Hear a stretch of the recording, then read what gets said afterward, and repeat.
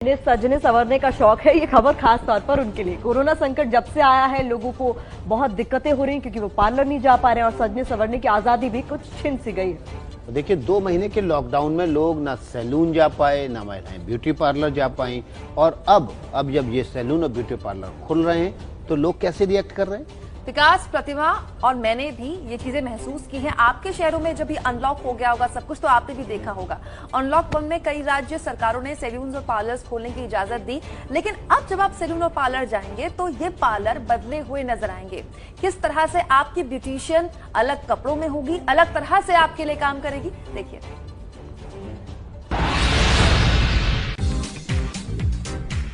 आंखों पर चश्मा, मुंह पर मास्क, सिर पर हेड कवर, हाथों में दस्ताने और शरीर पर नीले रंग का पीपीई सूट। ये महिला कोई डॉक्टर नहीं बल्कि ब्यूटिशियन है जो शादी के लिए दुल्हन का श्रृंगार कर रही है। अगर आप भी अपने श्रृंगार के लिए ब्यूटी पार्लर जाएंगी तो कुछ इसी अंदाज में ब्यूटिशियन आपका मेकओवर करेगी। अब आपको इनकी तारीफ भी बता देते हैं। ये है स्वाति भाटिया, आगरा में ब्यूटी पार्लर चलाती है। करीब 2 महीने की तालाबंदी के बाद अब जब सरकार ने ब्यूटी पार्लर खोलने की इजाजत दी है तो इन्होंने सोशल डिस्टेंसिंग की गाइडलाइन का पालन करते हुए अपना काम दोबारा शुरू किया है। हर हालात में हम लोगों ने कैसे उसको मेंटेन करके फिर उस हिसाब से किया, जैसे पीपीटी किट ली और ब्राइडल को भी एंट्रेंस पे ही हम लोगों ने पूरा सैनिटाइज किया, उसके हैंड वॉश कराए और हर तरीके से। और एक टाइम पर मैंने एक ही ब्राइडल को बुलाया, जबकि 2 शादियां थी।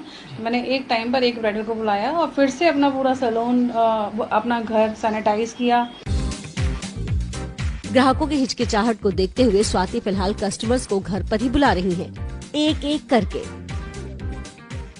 जैसे मेकअप का सामान भी था हम लोगों के पास, तो वो हमने ऑलरेडी इतना निकाल के रख दिया था कि एक ही ब्राइडल के जो काम आए। उसके बाद फिर जो ब्रश व्रश जो हमने यूज़ किए वो भी सैनिटाइज कर दिए। फिर दूसरी ब्राइडल को अगर हमें यूज़ करना था तो हमने उसको सैनिटाइज वाले ब्रशों को ही दोबारा यूज़ किया।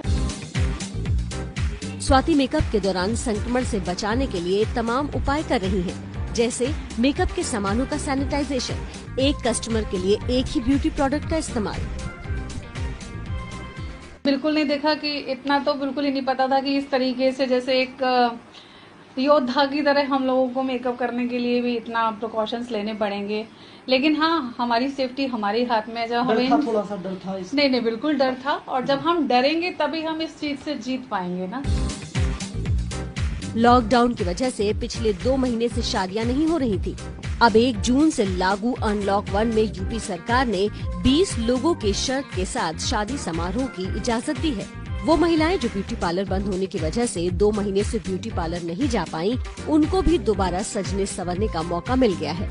लेकिन याद रखिए, सैलून या पार्लर खोलने के लिए जरूरी शर्तें हैं, जैसे ब्यूटिशियन को पीपीई सूट पहनना होगा, सोशल डिस्टेंसिंग का पालन अनिवार्य है, कपड़े या टॉवल को एक ही बार इस्तेमाल करना होगा, एक वक्त में एक ही ग्राहक पार्लर या सैलून में मौजूद रहेगा।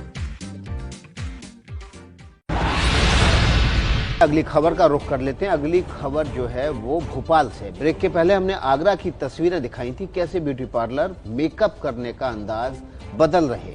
अब आपको भोपाल की ये तस्वीर